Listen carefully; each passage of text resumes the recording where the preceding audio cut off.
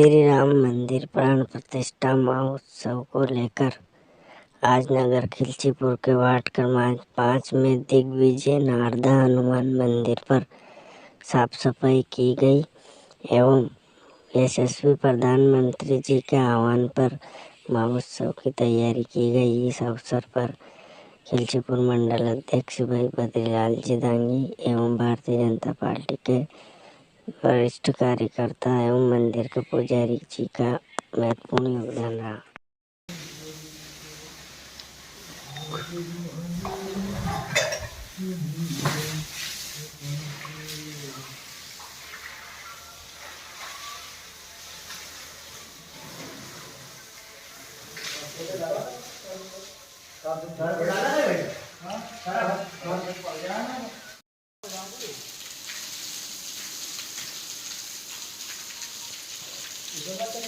हाँ पासे की याद रखियो। हाँ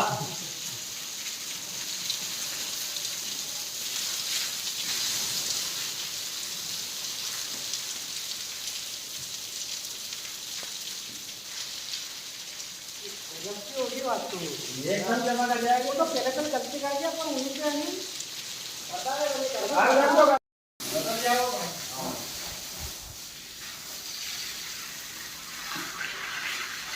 मोड़ भी खा जा खाली ध्यान रखिए। हमसे जाना है।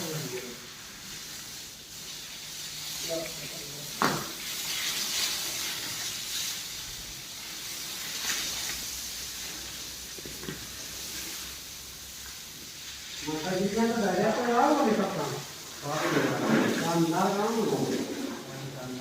हाँ तुझे एक